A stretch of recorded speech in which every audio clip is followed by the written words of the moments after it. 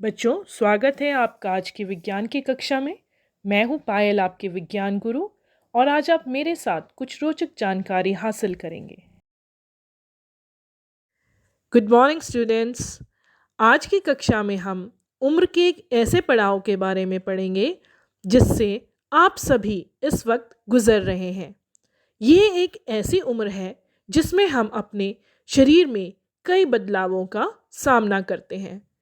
इन बदलावों के बारे में जानकर हमें इस प्रक्रिया को समझने और इन बदलावों के अनुरूप ढलने में मदद मिलेगी। तो आइए आज पढ़ते हैं विज्ञान की पाठ्य पुस्तक का पाठ 10, किशोरावस्था की ओर, reaching the age of adolescence. बच्चों, पाठ 9 में आपने पढ़ा कि जंतु किस प्रकार जनन करते हैं। मानव और बहुत से अन्य जंतु एक निश्चित आयु तक पहुंचने के बाद ही जनन कर सकते हैं। It is only after growing up to a certain age that human beings and many other animals can reproduce. क्या आप सोच सकते हैं कि ऐसा क्यों है कि मानव एक निश्चित आयु के बाद ही जनन कर सकता है? इस अध्याय में आप मानव के शरीर में होने वाले उन परिवर्तनों, उन चेंजेस के विषय में पढ़ेंगे जिनके उपरांत वह जनन हेतु सक्षम हो पाता है। After which a person becomes capable of reproduction. Part 9 में आपने मानव जननांगों के विषय में पढ़ा। इस अध्याय में हम उन हार्मोन्स के विषय में चर्चा करेंगे जो शिशु बच्चे में होने वाले उन परिवर्तनों में महत्वपूर्ण भूमिका निभाते हैं जिनके कारण बच्चा बड़ा होकर वयस्क हो जाता है। We will read about that hormones which play an important role in bringing about the changes that make a child grow into an adult. बच्चों, ये है कृतिश और ये है उसकी बहन मिष्टी। कृतिश अपना 12वां जन्मदिन अपने मित्रों के साथ मना रहा है। मित्रों के चले जाने के पश्चात कृतिश और मिष्टी अपने माता पिता के साथ बातें करने लगे। मिष्टी को कृतिश के मित्रों को देखकर बहुत हंसी आ रही थी क्योंकि वह उनसे 1 वर्ष के बाद मिली थी और कृतिश के कई दोस्तों की लंबाई एकाएक इतनी ज़्यादा बढ़ गई थी कि मिष्टी उन्हें देखकर हैरान थी। और उनमें से कुछ बच्चे तो ऐसे भी थे जिनकी मूछें आने लग गई थी। तो मिष्टी की माताजी ने उसे समझाया कि ये लड़के बड़े हो गए हैं। वृद्धि जन्म के समय से ही होने लगती है, परंतु 10 या 11 वर्ष की आयु के बाद वृद्धि में एकाएक तीव्रता आती है और वृद्धि साफ दिखाई देने लगती है। शरीर में होने वाले परिवर्तन वृद्धि प्रक्रिया का एक भाग है। यह इस बात का संकेत है कि अब आप बच्चे नहीं रहे तथा युवा अवस्था में कदम रख रहे हैं। बच्चों, जीवन का ये एक ऐसा अजीब काल है कि जिसमें आप ना तो बच्चे रहते हैं और ना ही बड़े होते हैं। आपके शरीर में, व्यवहार में अनेक बदलाव आते हैं।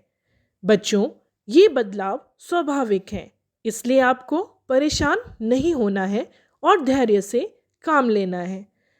आपके मन में प्रश्न भी उठता होगा कि इन परिवर्तनों की अवधि आखिर कब तक रहेगी। आपके मन में यह भी जिज्ञासा होती होगी कि बाल्यकाल और युवा अवस्था के मध्य इस अवधि का क्या कोई विशेष नाम है? आइए आपके इन सवालों का जवाब ढूंढते हैं। बच्चों, वृद्धि एक प्राकृतिक प्रक्रम है।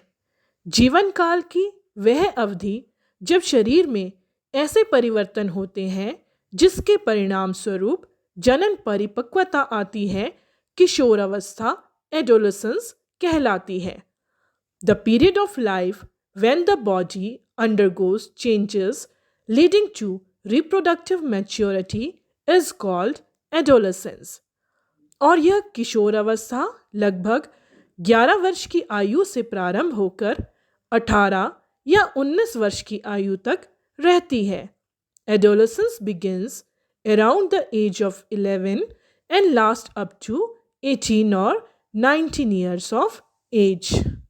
आप जानते हैं कि इस अवधि को टीनेजर्स भी कहा जाता है, क्योंकि यह अवधि अंग्रेजी के टीन्स जैसे कि 13, 14, 15, 18 या 19 वर्ष की आयु के बच्चों को सम्मिलित करती है।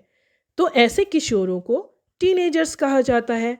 लड़कियों में यह अवस्था लड़कों की अपेक्षा 1 या 2 वर्ष पूर्व प्रारंभ हो जाती है। किशोरावस्था की अवधि व्यक्तियों में भिन्न भिन्न होती है।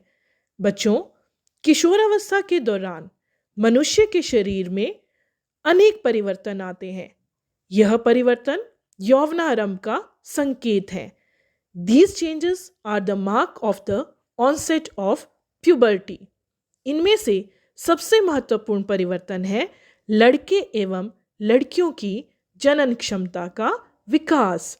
The most important change which marks puberty is that boys and girls become capable of reproduction.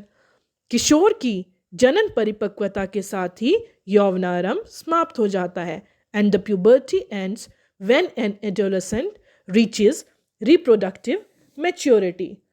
तो बच्चों, यौवनारंभ जिसको हम प्यूबर्टी कहते हैं वो केवल शरीर में बदलाव दर्शाता है, और किशोरावस्था यानी कि एडोलेसेंस वो समय है जिसमें भावनाओं, विचारों और व्यवहार में बहुत से बदलाव आते हैं।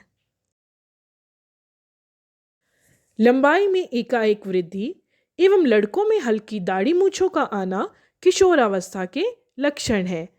बच्चों, आइए यौवनारंभ में होने वाले अन्य परिवर्तनों के बारे में जानते हैं। लंबाई में एकाएक वृद्धि यौवनारंभ के दौरान होने वाला सबसे अधिक दृष्टिगोचर परिवर्तन है।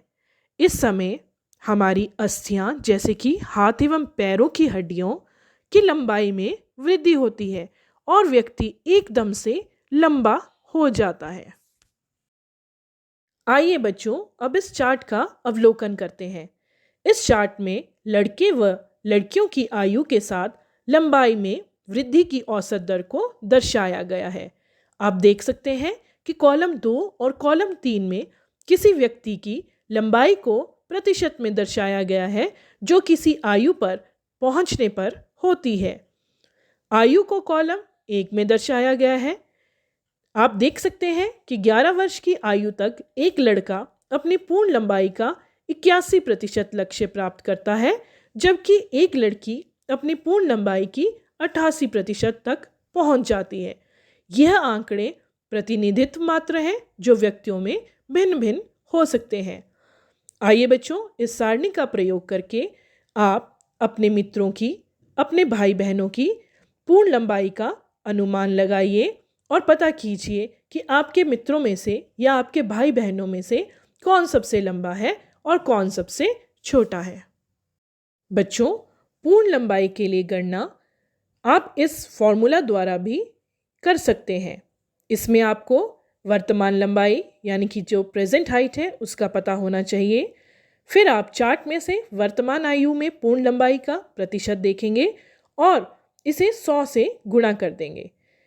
हम एक उदाहरण लेते हैं। मान लीजिए आपकी आयु इस वक्त 12 वर्ष है और आपकी हाइट या लंबाई 130 सेंटीमीटर है। तो हम 130 सेंटीमीटर को भाग करेंगे 12 वर्ष की आयु के प्रतिशत से, जो कि 84% है, और उसे 100 से गुणा कर देंगे। जब आप इस प्रकार की गणना करेंगे तो वृद्धिकाल की समाप्ति पर आपकी लंबाई या आपकी अनुमानित लंबाई जिसे हम कह सकते हैं वो होगी 154 सेंटीमीटर के लगभग।